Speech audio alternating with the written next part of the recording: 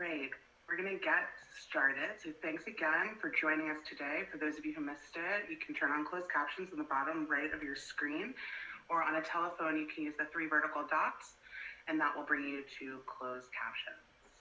We're really excited that you're with us today. There's been an exponential rise in hate crimes against Asian Americans, specifically in the last year and in the last few months. And it's really important that we hear these stories and learn ways to combat this despicable trend.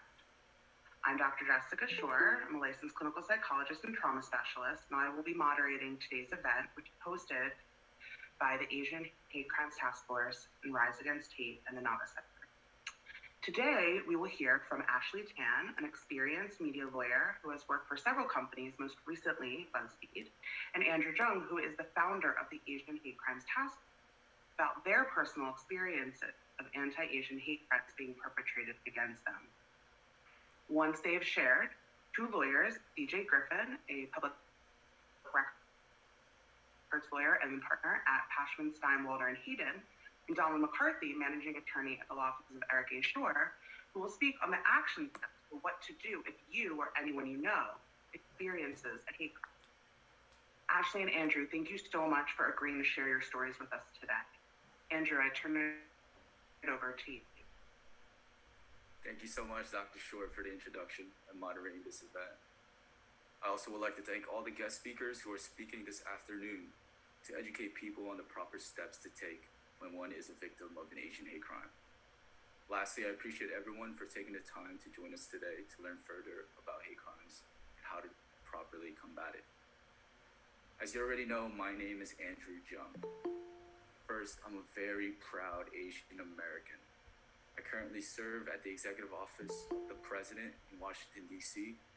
Also, I'm a founder of a New Jersey nonprofit corporation, Asian Hate Crimes Task Force, where we investigate hate crimes on the Asian American community. We focus on spreading awareness of the recent surge of Asian hate and the history behind it, and we educate people by providing useful resources to the AAPI community. Today, I'm going to give you my personal lived experience being a member of the AAPI community and a first-generation Asian American immigrants. I will tell you about the barriers I faced, the injustice that I've seen throughout my life.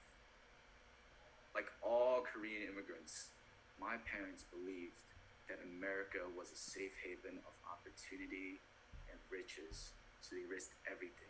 Stable jobs, supportive community, and the familiar culture to make this move. We embraced this transition with hope, but we neglected and wasn't prepared for the terrifying negativity that came with this transition. Because immigrating here at the age of just 6 years old, it placed me in a position where I was faced with many challenges, including language barriers, xenophobia, racism, stereotypes, discrimination, and the topic of today, AAPI hate. Many people are probably thinking right now that my English is pretty good for a first-generation immigrant. However, it wasn't always this way. In fact, I spent 4 years in an ESL program, otherwise referred to as the class for stupid kids by my own classmates. I was in ESL program just to be on the same playing field as my peers, just to be able to understand and communicate with the people around me. My knowledge of English language was equivalent to that of a new pet parrot that had just repeated hello for the first time in its life. And I moved around a lot when I first came to America, going from school to school. And I always remember the teacher would ask me to introduce myself in front of the class since I was a new student. And I always was extremely anxious to do that because of my broken English. I was so upset and would cry, and remembering the laughter of the kids as they repeated every word I mispronounced.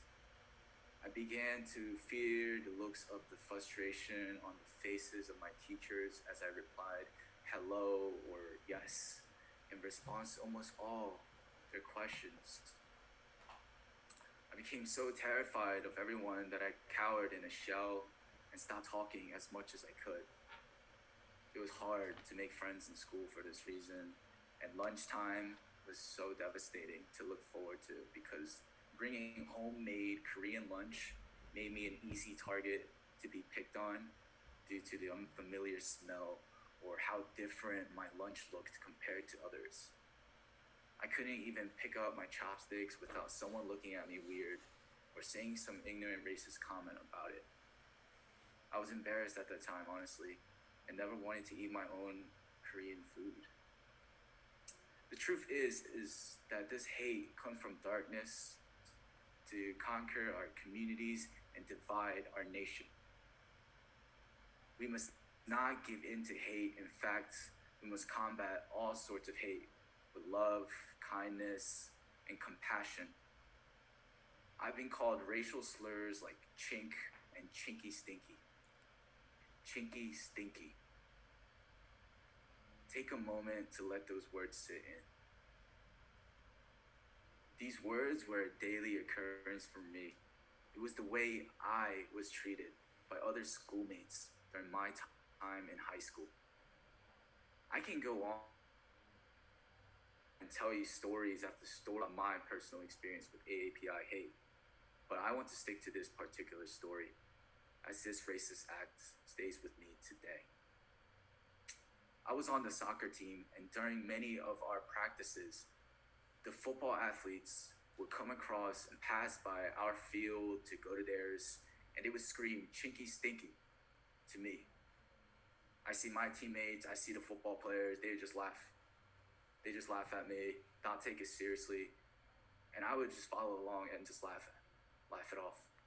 But inside, I was frustrated, I was infuriated, but I never took action. I never took the proper steps to fight it. I was just hoping someone would come eventually and help.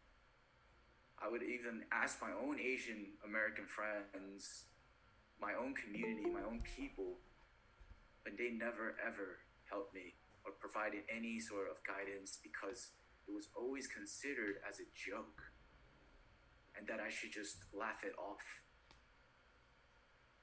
It's just crazy how nobody is safe. Even in sports, Asians get discriminated against simply because of their Asian features, their Asian qualities, and their Asian appearance. Nobody should be ashamed of their features, their qualities, and their appearance. It's what makes who we are. It's what makes us special. For example, Jeremy Lin, an NBA player, I was really moved by his testimony of his personal experience with racism on the basketball court. People need to realize that even if you are a celebrity, an athlete, a politician, or just an average kid on the school playground, everyone is experiencing this type of hate. Each and every day, cases of Asian hate crimes are rising, especially right now as we speak. Like many members of the AAPI community, we are under attack. Anti-Asian hate crimes increased nearly 150% in 2020. Even just until recently, I just tried to laugh it off because I didn't know what to do. I simply just accepted these racist remarks as jokes and playing around. But I want to emphasize that it is not okay to just accept and allow these types of racism towards Asians or anyone. It is not okay for the victims. It is not okay for the society. And it is not okay for our nation as a whole. We should be moving forward and progressing as a country. But honestly, it doesn't seem like it has been recently. As many people are aware of, March 16, 2021, just this year recently, there was a mass shooting that occurred in 3 spas in Atlanta, Georgia. 8 people were killed, 6 of them who were actually Asian women. It was truly a horrific and tragic day. That shooting was just deeply saddening for our AAPI community, but it was an awakening moment for Asian Americans. And it's long past time to stand strong and confront the ongoing surge of Asian hate crimes and make a long-term commitment to being anti-racist. Hate crimes, microaggressions, and hate speech are pieces of everyday life. But it's time to change that. I wish to live in a world where people see me as Andrew, and not see me as my race, as Asian American, or make any assumptions about me. Assumptions that Asians are always good at math, that Asians are weak, that Asians don't have a voice, that Asians are unathletic, that they're always successful, and lastly, that Asians are the virus. Asians experience two different types of virus this pandemic. Not just the COVID-19, but hate.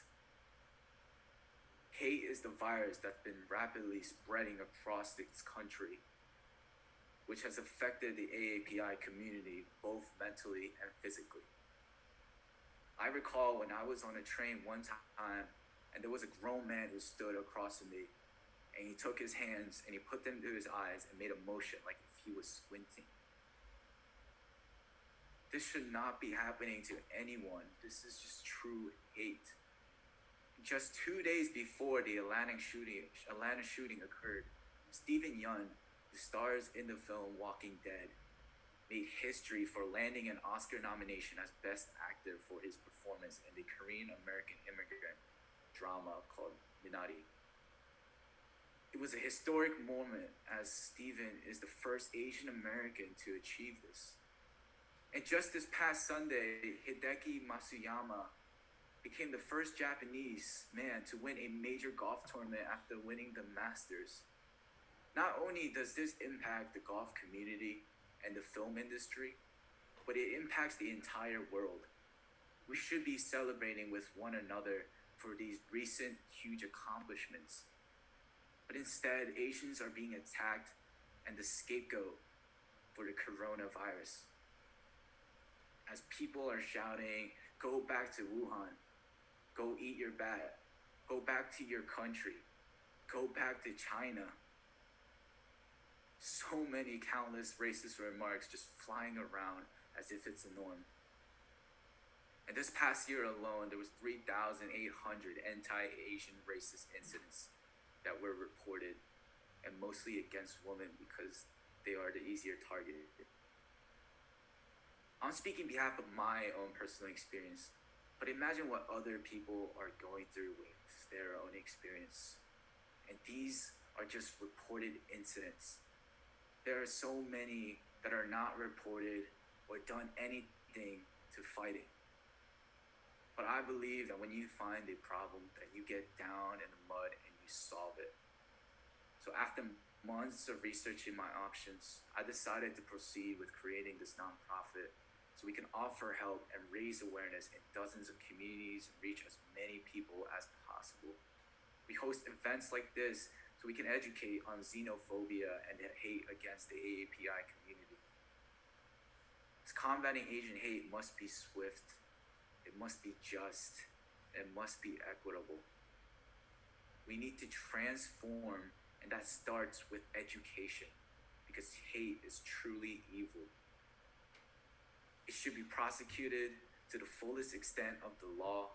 And in the United States, any hate crime automatically goes to the federal level for prosecution. I served in 2 different branches of the federal government, including the U.S. Department of Justice, and I'm proud of my service. I'm proud to be Asian American, and as a public servant, I hope you walk with me on this road to stand and stop Asian hate. Because at the end of the day, we're all humans, we all bleed red. Thank you for listening. Thank you so much, Andrew, for sharing your experiences and your story. Ashley, I turn it over to you. Yeah, thank you, Jessica, and thank you, Andrew, Ben, and my fellow panelists for this opportunity. I was born and raised in the U.S. My parents did immigrate here, and first 18 years of my life, I lived in the Midwest, so I experienced a lot of the same things that Andrew did. I've always been very hot-tempered though, and so my reaction has always been to push back and to yell at people. And so, I will say for most of my life, I thought it was annoying, but you scream back and people will at least do it from the other side of the street rather than in front of you. That said, it got very exhausting, and so I now live on the East Coast in New York City, and I did that quite deliberately. I moved to an area that has a very high Asian population, and I did notice a very distinct change. It's not that you don't have to still deal with it, but it's a lot less, and generally it's in casual encounters rather than your day-to-day life. And so, to be honest, I kind of got used to not having to deal, or at least I thought, with anti-Asian issues until quite recently when I was unfortunately reminded of that this is still a problem. The Sunday before the Atlanta shootings, I was visiting my sister in New Jersey, and so I was coming back through the Secaucus train station. And I walked onto the platform at 10:30 or so in the morning.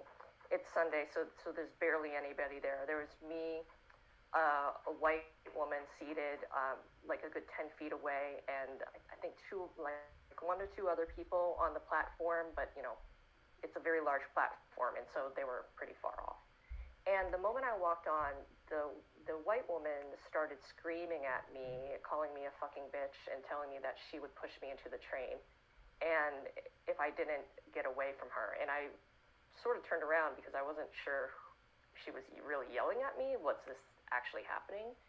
And also, I mean, I've lived in Manhattan enough too. It's sort of a reflex. It's like, is it a homeless person? I have to say. But no, I turn around and this woman she's sitting there with a smartphone. She's very well dressed. Her hair has obviously been styled.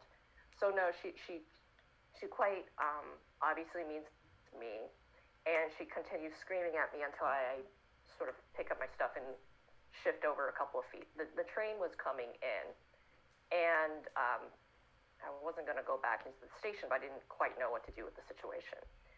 So then she got up, and I remember twitching because I wasn't sure if she was going to come at me, and she didn't actually. She walked back into the train station with the parting remark that she couldn't read because of me. And honestly, like a lot of the things she was yelling just didn't seem to make rational sense, so I was still sort of mulling on that, and I kind of automatically got onto the train. On the ride back to New York, I sort of was able to sit down and compose my thoughts and sort of honestly understand what she was yelling about getting away from her. And I was like, okay, wow, I think she meant she was doing that because she, this is the anti-Asian stuff that I've been hearing about. She didn't want me near me. We were both wearing masks, but I am very obviously Asian, even with a mask on. And I was 10 feet away, so I certainly wasn't interfering with anything that she was doing. So when I got to New York, I got off, and Jessica introduced me as a lawyer. I've been a lawyer for over 10 years, and so I'm pretty used to working within the system. So I went to the New Jersey Transit counter, customer service counter, and I said I wanted to report the incident.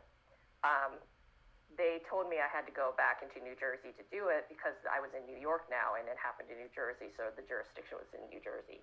I had just come back from my sister, so I have like 5 bags and a bunch of stuff. I remember thinking briefly, is it really worth this trouble? But I went back to my place. I dropped off my stuff. I did try calling the New Jersey Transit Police from my apartment because I did some Googling, but they said the same thing, that I would have to come back into New Jersey.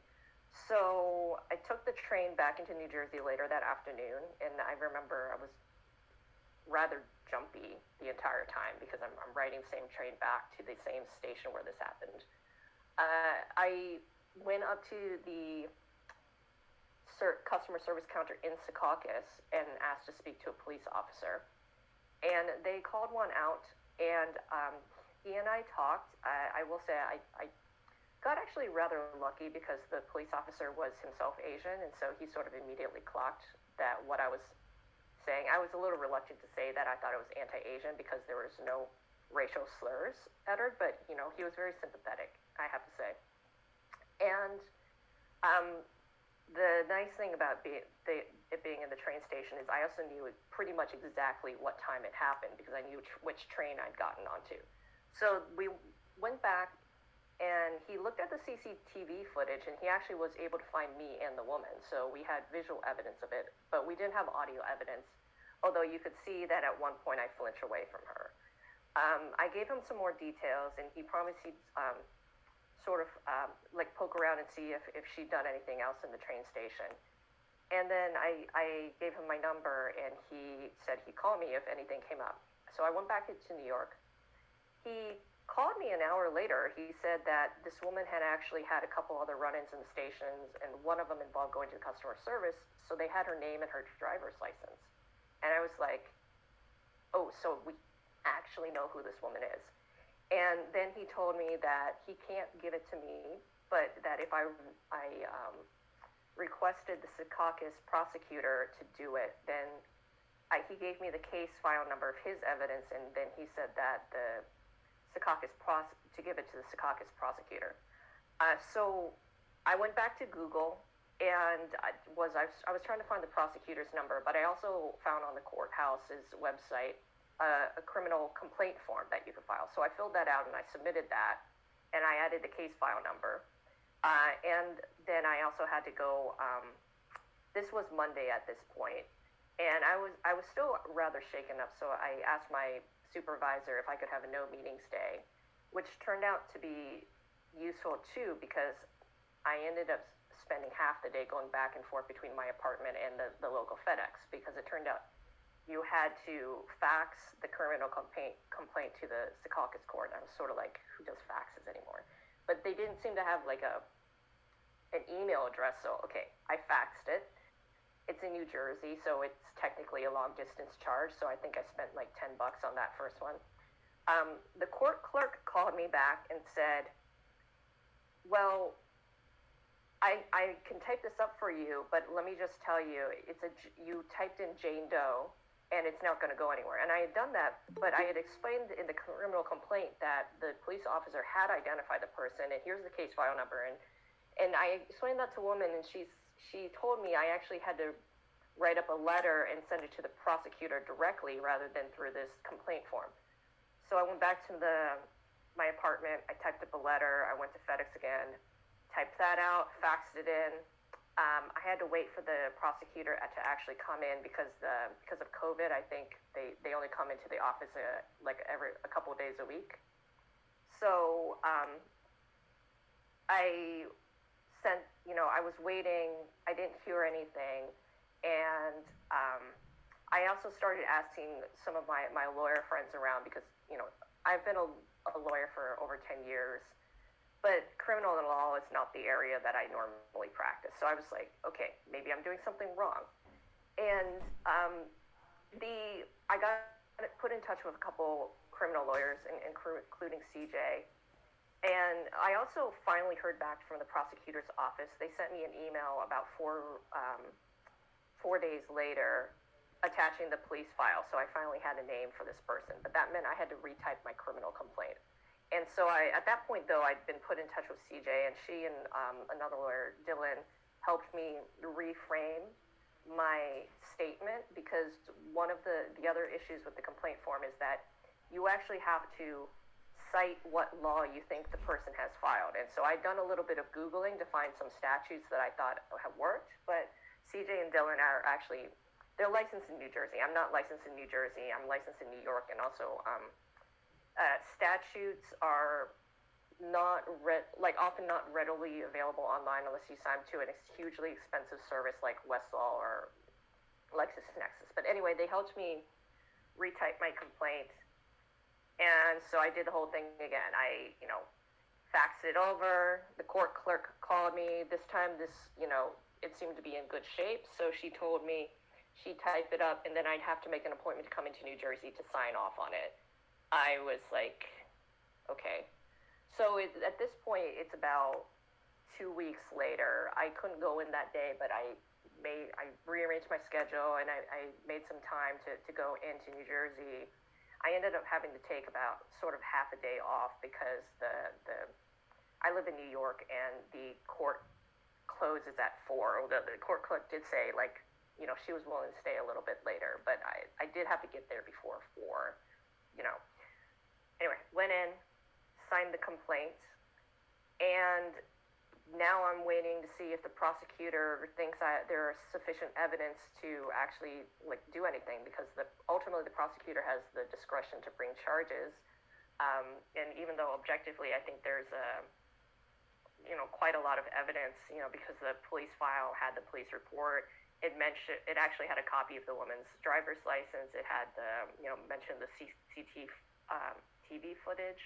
It's ultimately not up to me. And, I think after I went through that experience, I was talking to CJ about this, because I really understand now why things are so underreported. I'm an experienced lawyer with a network of lawyer friends who can help me out in areas that I don't know about. I'm also coming from an affluent background. I grew up as middle class. I'm a very highly paid professional. With an understanding supervisor who lets me do things like, block out a couple of hours because I have to go to FedEx to fax things, and I have the money to spend $10 per fax to send things out. And and I know a ton of people do not have those resources. I do, but even with that, it was a really challenging experience, and I honestly still don't know if anything's going to come out of it, aside from, at the very least, I have a statistic on there, out there, because I did include an anti-bias charge in my complaint, and so I guess if nothing else, that's going to add to the statistics to help show that this is a real problem. But it was really frustrating. I feel like I've done all of the right things trying to get a complaint out there, and I've been left hanging. But I think what I would like from this experience, and CJ and Don will go into this, is to I've learned a lot about how you do these things, and I know this is knowledge that really everyone should know, because the legal system is supposed to be available to all, but it's not widely spread knowledge. And so if there's anything that I can do to help people understand how to navigate these and to set things up for CJ and Don, I'm more than happy to do that. Thank you so much for sharing that, Ashley. And thank you again, Andrew, both of you, for sharing your personal experiences.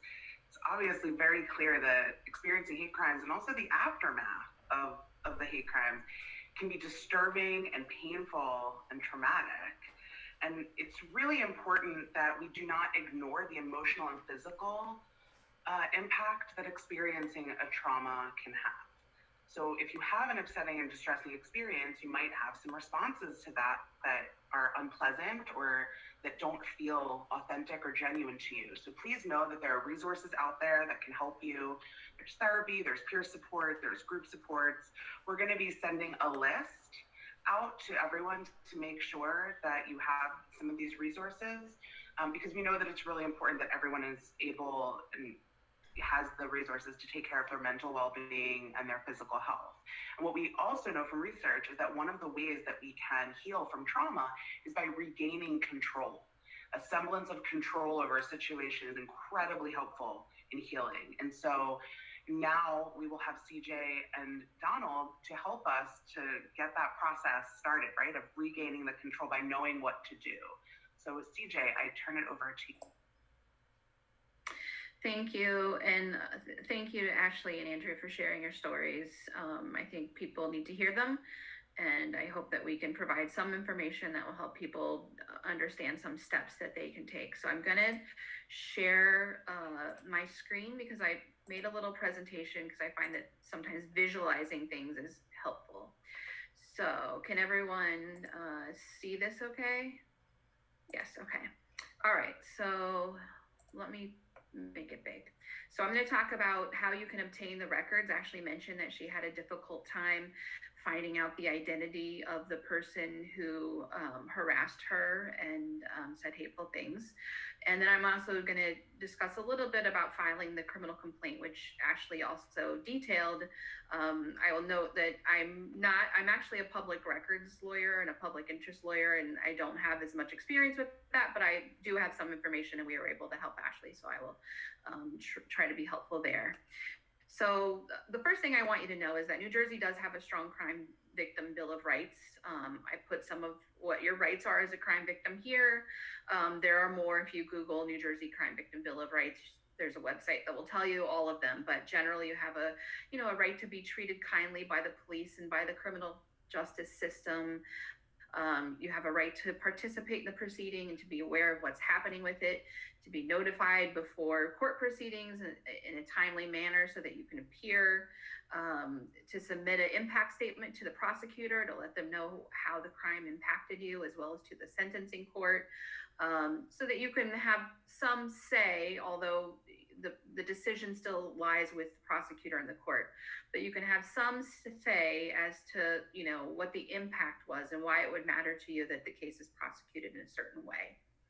And we'll talk about another right in a minute. So before we begin, I'm going to use a couple of terms here. To me, they're shorthand, but I want to make sure I explain them to you.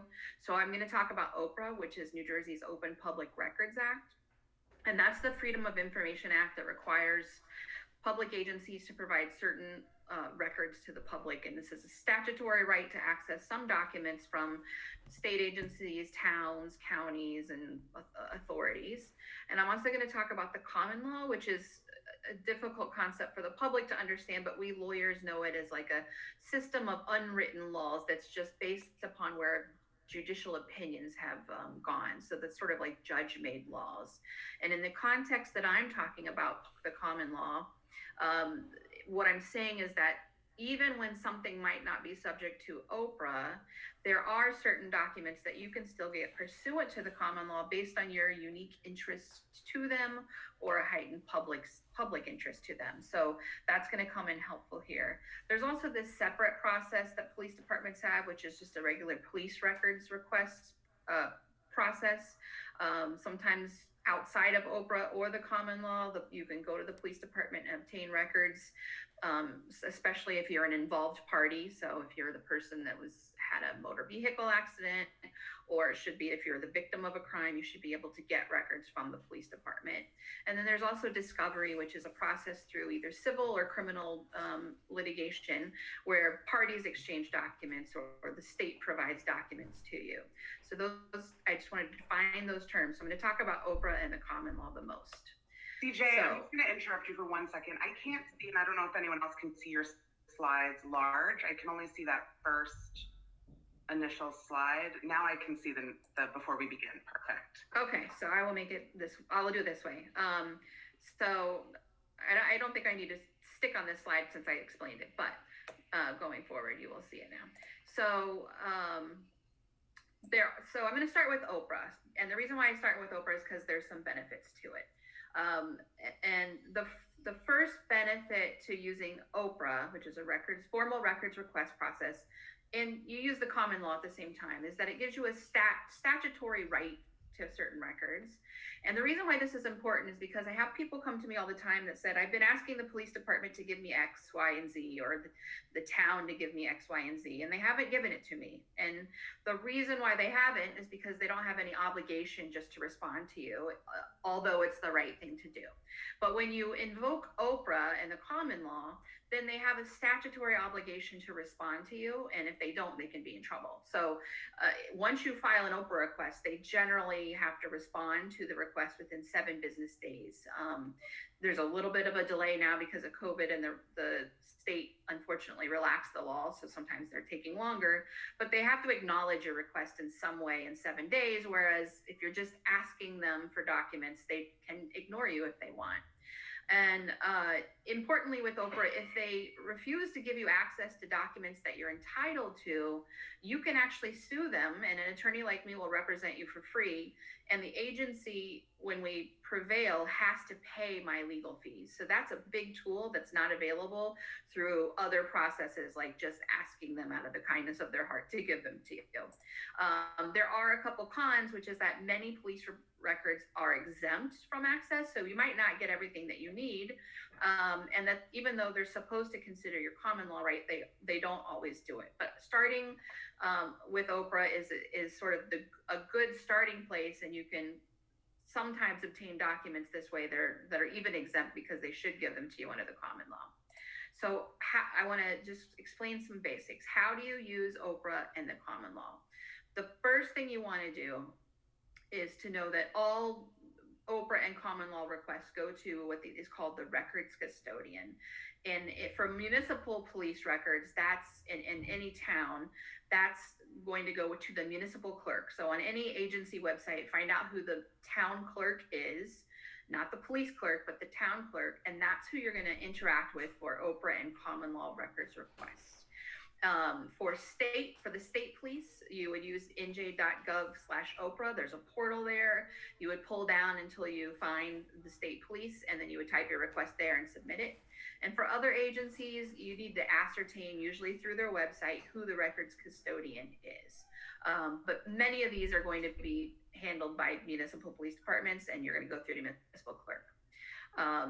No, all Oprah requests and common law requests must be in writing, so you can't call the clerk and ask for them. You got to submit a written request. Most agencies should have a form that you can complete. It should be on their website.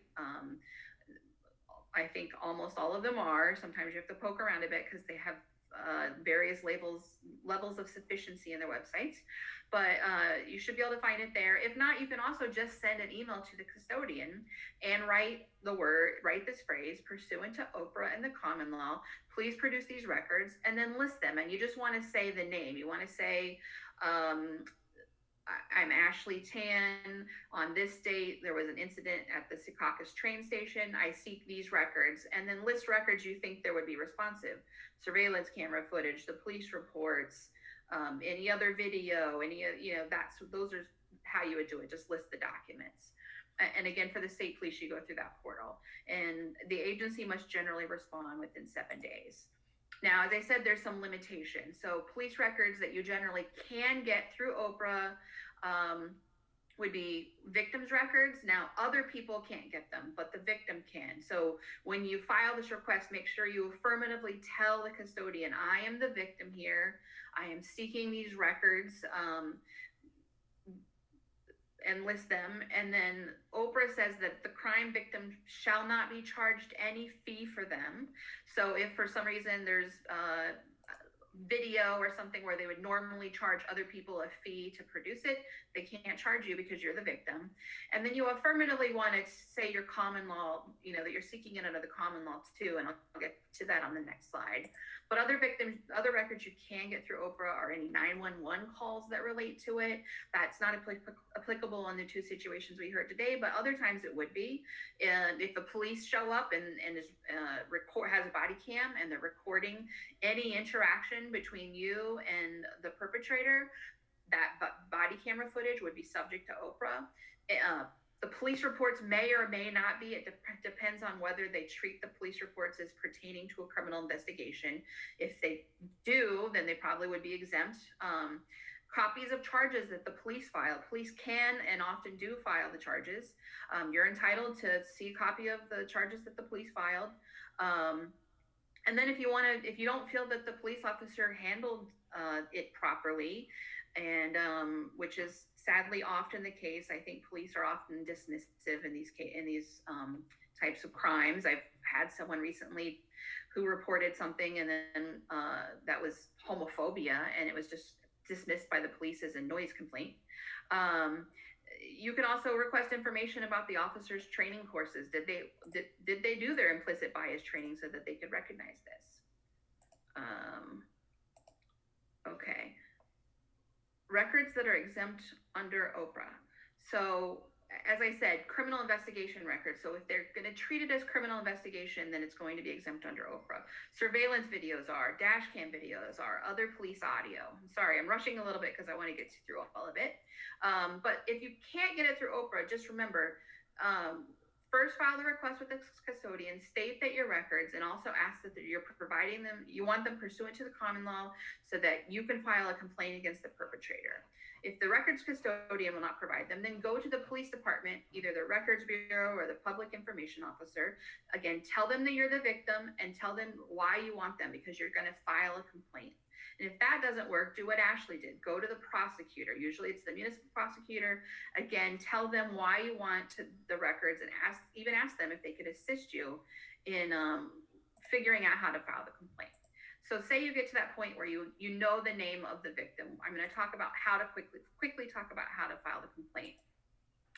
You have to file with in the municipal court in the town where it happened, and you have to know the name of the defendant perpetrator. So that's why the first step of getting the records is important. You must also complete both a complaint and an affidavit of probable cause, and I will show that to you. Once you file those documents, then either someone in the court, either a judge or another person, will determine if there's probable cause to proceed. And if there is, then you're going to be notified when this case would be scheduled, whether you need to appear, whether you need to testify. If there's serious charges, the county prosecutor will step in and decide how the matter should proceed then.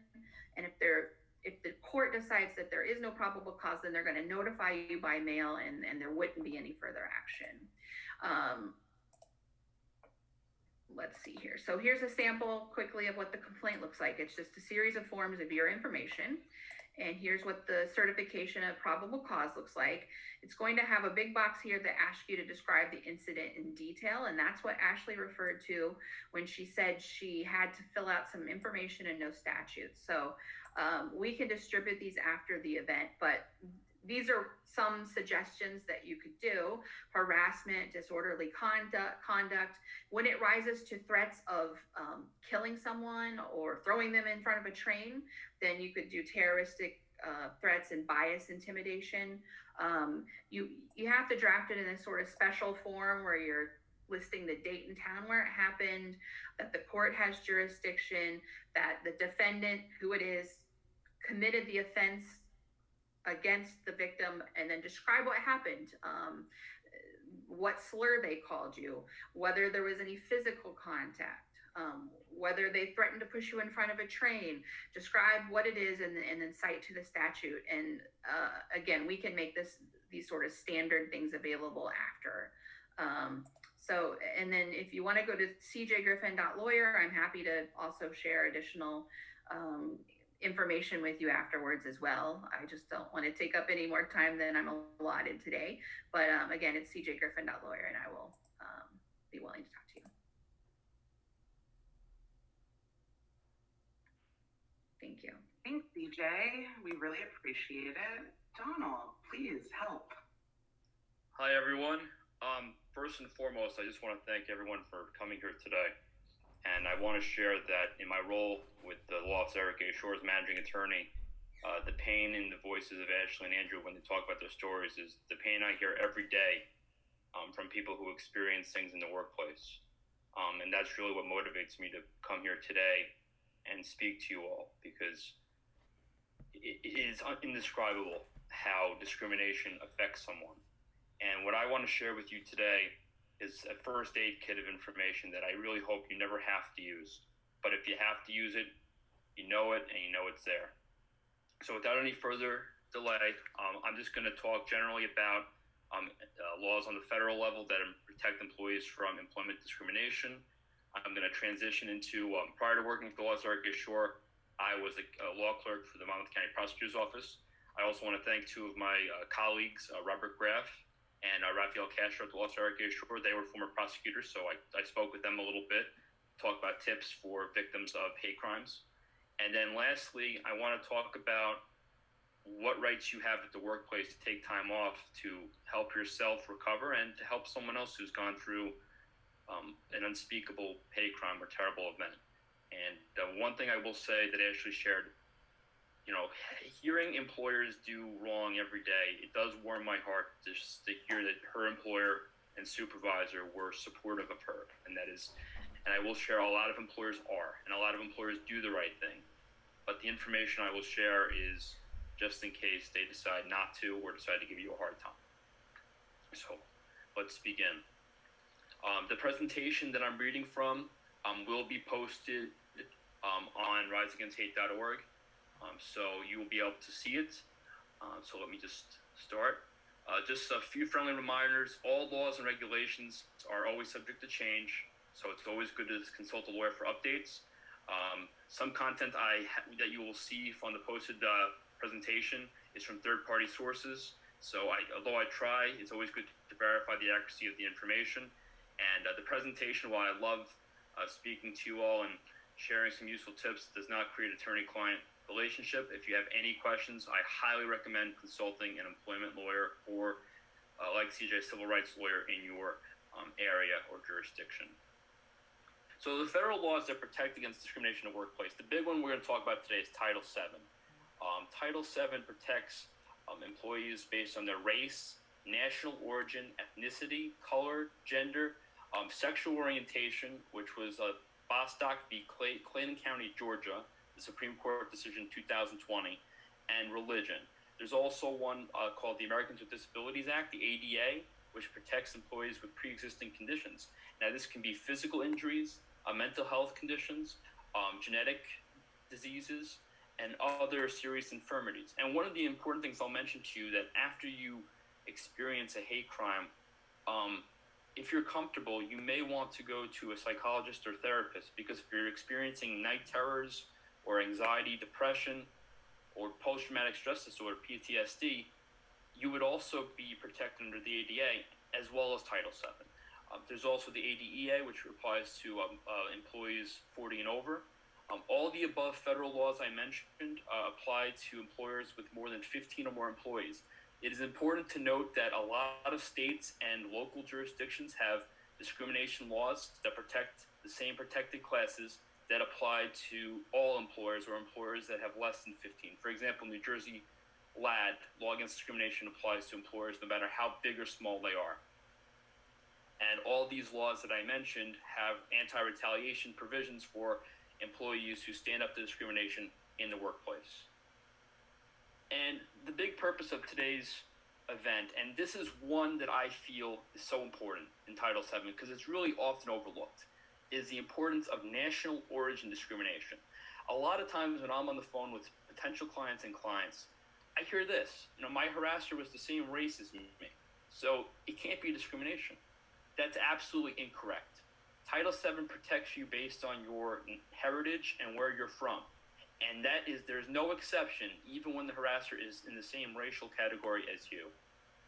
So that's one big thing to really keep in mind. And there's also a federal law, USERRA, that protects active duty service members, veterans, and people who are seeking to serve in the armed forces. I love veterans, so I always mention it anytime I have a chance. Also, service members who have PTSD, depression, anxiety from military service, they are also protected under the ADA and the laws regarding disability as well. And some examples of discrimination, because it's a word we hear all too often today. And I just want to give some examples. Being fired, refused to be hired or promoted, paid less without justification. And here's a really big one. Being written up for things that you didn't do, or if you're alleged to have done A and someone else who's different from you is alleged to have done A as well, having an employer that disciplines you but does not discipline the other people. And that's a very common one to keep watch for because it's one that happens all too often. Do you hear or see offensive jokes, racial slurs, or offensive displays? Bosses or coworkers exhibiting more hostility towards you when you ask them questions, ignoring you, or even this is another big one too. You get the harder assignments or the less desirable shifts when compared to others, even when you might have more tenure or experience than the other people. And now, ways to protect yourself from discrimination in the workplace. First and foremost, complain in writing. And when you complain in writing, make sure in your complaint you are direct and clear and say, I feel I am being treated unfairly because of my national origin, because of my heritage, my race, my age, whatever protected classes you think are causing you to be treated unfairly. Include dates, names, be as specific as possible. If that doesn't work when you complain to HR upper management, then you may want to go to the EEOC, which is the federal agency that investigates discrimination. And when you go to riseagainst.hate.org, my presentation, my slides on there have certain timelines because it is time sensitive to file charges, and it goes through that as well. And for the ADA, it's the same thing. Go to the EEOC. Some states like New Jersey allow employees to go right to court and file a complaint without having to file a charge of discrimination.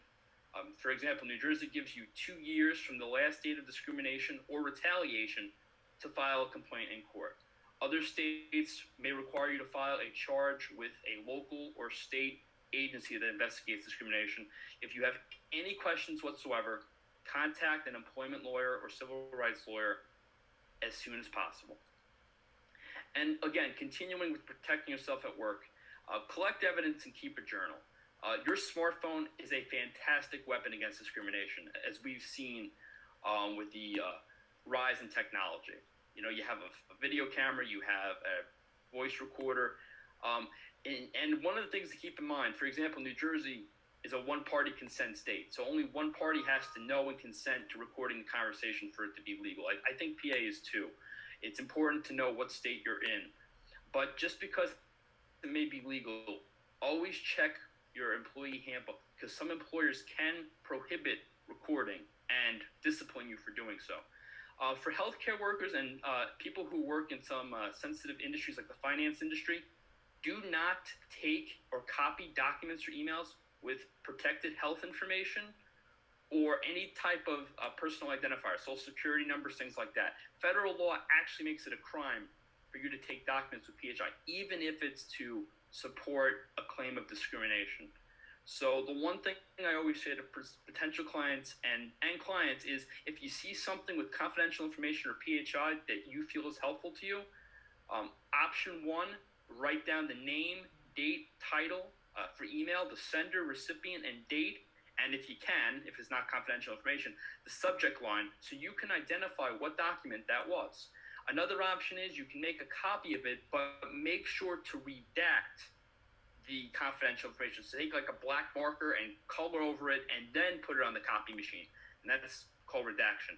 And if you have any questions, of course, contact an employment lawyer and they can walk you through some tips and maybe what to do and how to strategize to put yourself in the best position of strength you can be in. Now, shifting over to when a hate crime happens. First and foremost, get to a safe place. Your safety is number one concern. There's too many people that love and care about you to put yourself at risk. If you're comfortable, call 911 as soon as possible and make noise. Shout, yell, get other people's attention, as a lot of times that scares off the attacker or attackers. Once in a safe location, if you can, record the person or take pictures of the attacker. If you see a vehicle license plate number, use your phone, your smartphone as a weapon. If it's a property damage crime, take a picture of the property or video of it before it's repaired. So if it's graffiti, if it's keying, take a picture of that car or that wall before it's repaired. The one thing that I learned from the Monmouth County Prosecutor's Office and my two colleagues shared, try to look at the perpetrator's head, chest, and arms. And the reason for those particular body parts is eye color. A lot of tattoos, I don't know why people get them on their face, but some people get them on their face. They get them on their arms. And the chest area is shirts and jackets have logos. And those logos might be very helpful to identify the perpetrators and also identify if they may be part of a hate group. Contact your police or local prosecutors when you feel and if you feel comfortable. As time goes on, as you think about the incident, if you remember something, write it down. And, just have a record of it. Also, as Ashley mentioned, and this is so important, try to remember your steps, because a lot of businesses have surveillance cameras and they may have captured all or part of the hate crime. If you have videos or audio recordings, pictures, back them up to another device just in case something happens to your camera phone. And lastly, watch the news. It's possible that this perpetrator or perpetrators are repeat offenders, and If you can identify patterns, the police and law enforcement may be able to have a better chance of apprehending and bringing them to justice. And as CJ so perfectly said, details are important. And as she already shared, a lot of states have criminal laws geared towards discrimination. New Jersey's is called bias intimidation. In the presentation that'll be uploaded to resonancehate.org, I go into a little more detail of what's in that particular law, but because we have an audience from everywhere, I will, and for time's sake, I will move on. But there are more details about bias intimidation, as well as a link to that law so you can see exactly what it says. Now, I want to transition to the last part of my presentation, which you or a family member is the unfortunate victim of hate. And now, what are your rights at the workplace to recover? As Ashley mentioned, a lot of employers want to do the right thing, but there are those employers who either don't know, and some who, and I hate to say this, but there's some who are very cold and don't care, which is disgusting, but the world is surprising sometimes. But some of the laws that apply are FMLA, the Federal Family Medical Leave Act. Some states and localities have something called paid sick leave, which is more for short-term usage. Then the federal law, the ADA, like we talked about, and other state laws for pre-existing conditions also give people who suffer from physical or emotional mental injuries from these hate crimes rights. Some states have like New Jersey has state family leave acts, which run concurrently with FMLA, which may give you more time to take off to help a family member get through the effects of hate. And last but not least, a lot of employers have work-sponsored leave. So always ask HR and consult your employee handbooks for more information on that. The Family Medical Leave Act applies to employers who have 50 or more employees in at least 20 work weeks. To be an eligible employee, you need to have 1 year of job tenure. You have to work full-time at 1,250 hours for the employer during the 12-month period preceding the leave. And the employer has to have 50 or more employees within 75 miles of your workspace. The FMLA gives you 12 work weeks of unpaid leave in a 12-month period. So every new 12-month period, it refreshes. You can take it to care for, your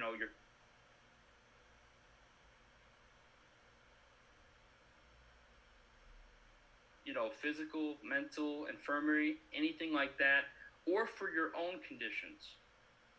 It can be taken as a block of time, or it can be taken intermittently, which means if you need a day or two here or there, you just let your employer know, and you can take it that way. It does require you to submit documentation from a physician, psychologist, or medical professional to support the leave. The big thing with FMLA, right in the law, it protects your job while you're on leave. And there's also anti-retaliation provisions in the law, so an employer can't do anything against you, such as fire you, demote you, or refuse to promote you because you've chosen to ask about or receive FMLA. The ADA and other state discrimination laws are also very important because the ADA requires employers to provide reasonable accommodations to qualified employees. Now, what is a qualified employee? A qualified employee is someone who is suffering from a physical injury, mental, or other type of illness or condition who can perform the essential functions of their job with or without a reasonable accommodation. So basically, you have to have some kind of condition that qualifies as a pre-existing condition, which PTSD, anxiety, depression from a hate crime absolutely do qualify as a pre-existing condition. And you have to be able to do the essential functions, not all functions of your job, with an accommodation or without. And one well-recognized accommodation is a brief leave of work, unpaid leave of work from work, to recover from what you went through. And the great part about the ADA is you do not have to have the 1 year time frame or work a certain number of hours to be eligible. It does require medical documentation from a medical professional to support the leave. And this is a pro and con. There is no definite amount of protected leave. Like the FMLA says 12 weeks. ADA doesn't say that. So you can go out on an unpaid leave, but it's very important that you try to provide your employer as soon as you can with an approximate time of your return, because employers can lawfully terminate you if after a while you can't determine when you'll be able to return to work. So just keep that in mind. If God forbid you go through a hate crime and have after effects, talk to your physician and psychologist, and if you want to consult an employment lawyer, please do, just to see how do you proceed in the leave process. Tips to request reasonable accommodation from work. If comfortable, again, for the medical documentation part, get diagnosed by a medical professional. Always request accommodation in writing to human resources, or where there is no human resources, to your supervisor. Follow up in writing through phone calls if you don't hear from someone in a timely manner. It's important that you get the help you need as soon as you need it. And following up is a great way of doing it. And if they don't comply unlawfully, following up creates a paper trail for you to pursue your rights through a lawsuit or elsewise if you need to. Retaliation for requesting reasonable accommodation is prohibited. Immediately report in writing and journal any retaliatory actions you experience after asking for an accommodation. If you want to exercise your right to sue or get more information, feel free to contact an employment lawyer like me in your area as soon as possible. In conclusion, and I hope this event shows you, love conquers hate. And there's a lot more of people who love than people who hate. And just remember, you're not alone. For every one person who hates, there are hundreds of people who love you for who you are. And just keep that in mind. And if you do me one favor from today's presentation, please share what you learned today with one other person. Because the more people that know, the larger our community becomes, and the more people to fight against the discrimination of cancer. Thank you, everyone, so much for your time. Thanks, Donald. That was lovely. And thank you to Ashley and Andrew, CJ, and Donald again for taking the time, sharing of yourselves, and providing information about what to do if a hate crime occurs. Because while we never want hate crimes to happen, we know that they do. And knowing what we can do when they happen, again, gives us that sense of feeling of control back. And it's also really important for you to remember that you have community support. There are professionals that can help make this horrible situation slightly less so. So we really appreciate everybody for attending this event. We'll be sending a list of resources and tools. We did put some links in the chat if you want to click on those quickly before we close. We really appreciate your commitment to fighting hate and hope that you will continue to do so. We hope that you take good care, and thank you again.